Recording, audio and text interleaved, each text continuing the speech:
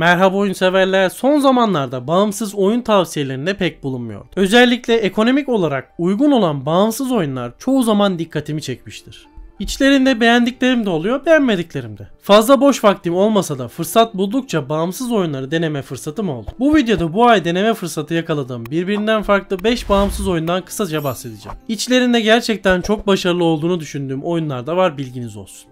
Burada oyunlar hakkında detaylı bir inceleme yapmayıp genel düşüncelerimi paylaşıp bakın böyle de oyunlar var demek için karşınızdayım. İlginizi çeken oyunlar varsa detaylıca bakar, ona göre değerlendirebilirsiniz. O zaman sözü fazla uzatmadan kanala abone olduysanız ilk bağımsız oyunla videomuza başlayalım.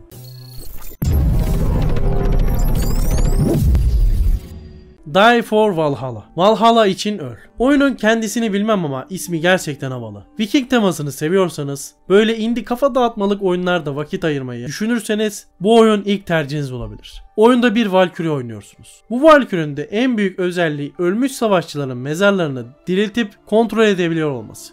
Bu da oyuna farklı bir oynanış katıyor. Durmadan üzerine spam olan düşmanları farklı 6-7 karakteri sırayla kontrol ederek durdurmaya çalışıyorsunuz. İlerledikçe yeni yetenekler ve becerileriniz artıyor. Bu da oynanışı daha çeşitli hale getiriyor. Görsel tasarımda hiç fena değil. Dediğim gibi basit, eğlenceli, bölüm bölüm ilerlediğiniz değişik bir oyun. Yeni keşfetmiş olsam da aslında oyun 2018 yılında yayınlanmış. Birçok platformda oynanabilir olan Die for Valhalla'yı isterseniz tek başınıza, isterseniz arkadaşlarınızla beraber rahatlıkla oynayabilirsiniz.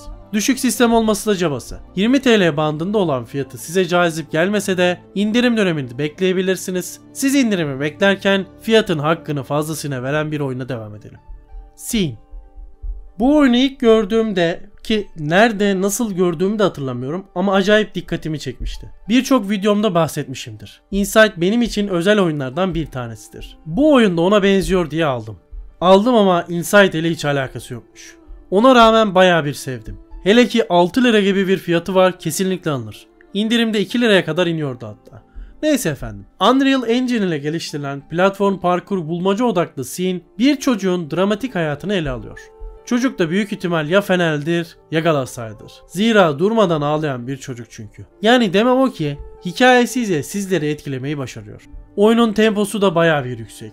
Atmosfer tasarım gayet başarılı kurgulanmış ama asıl bomba oyunun müzikleri. Hatta oyunun mekaniklerinden biri durumunda. Birçok bölümü müzik elementlerini kullanarak geçiyoruz, ilerliyoruz. Ayrıca oyunun müzikleri bağımsız bir oyuna göre çok fazla iyi. Öyle ki platform oyunlarını sevmeyen Uğur'un bile beğenisini almış bir oyun olma özelliğine sahiptir Scene. Bu kısa listenin bana göre en favori oyunu da tartışılmasız Scene'dir. Şiddetle oynamanızı tavsiye ederim. Müziklerine de oynanışına da bayılacaksınız. Tabii platform oyunlarına çok karşı biri değilsiniz tabii. Wingspan. Kart oyunlarını biliyorsanız belki de bu oyunu da duymuşsunuzdur.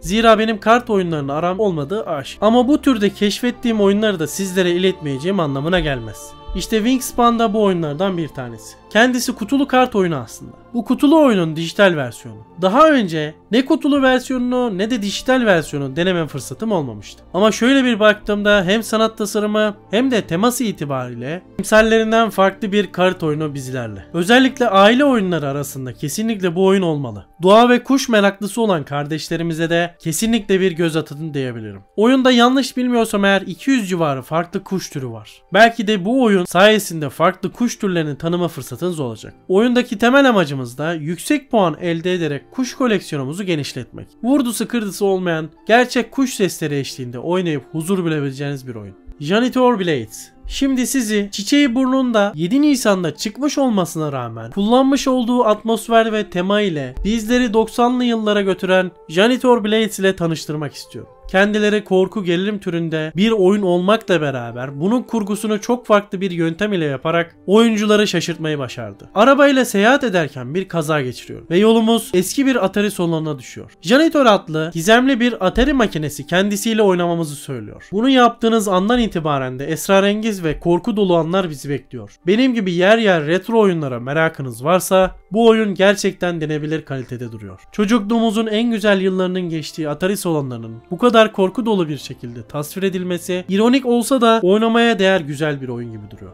Bolt Break. Samimi olmak gerekirse ücretsiz olmasa kesinlikle listeye almazdım. Onu söyleyeyim. Oyunun tanıtımında öyle uçmalı kaçmalı farklı süper güçlere sahip olduğunuz ego tatmin edici bir oyun yazınca dikkatimi çekti. Tabi egomu tatmin etmek için değil, tamamen meraktan açtım baktım. Olay tamamen fanteziye kaçılmış durumda. Oluşturulan karakterlerin yeteneklerine abanmışlar, salmışlar ortaya. Samimi olmak gerekirse oyun olmaktan çok uzak duran deneyimdi. Peki niye listeye aldın diye soracaksınız haklı olarak. Aldım, ücretsiz işte. İlla her zaman iyi oyun önereceğiz diye bir şey yok değil mi sonuçta? Bakın böyle oyunlar da var. Sin gibi güzel bağımsızlar da var. Tercih tamamen sizin. Bunun üzerine gidip yanlış tercih yaparsanız artık ben size ne diyeyim daha. Oyunlarımız şimdilik bu kadar. Arada yine oynadığımız bağımsız oyunları bu şekilde kısa listeler yapıp sizlerle paylaşmayı düşünüyorum. Sizler de son zamanlarda oynamış olduğunuz ve tavsiye edebileceğiniz ya da çok kötüydü diyeceğiniz bağımsız oyunlar varsa yorumlarda belirtirseniz sevinirim. Son olarak da bu listede en çok beğendiğiniz ve oynamayı düşündüğünüz oyunu da yazmayı unutmayın. Bu haftalık da bizlerden bu kadar. Hepinize iyi eğlenceler. Hem bizleri desteklemek hem de motivasyonumuzu yükseltmek için kanala abone olmayı ve yorum yapmayı unutmayın. Unutmayın ki oyunlar özner bir nesildir. Kişiden kişiye farklılık göstermesi de gayet doğaldır. Bir sonraki videoda görüşünceye kadar oyunla kalın.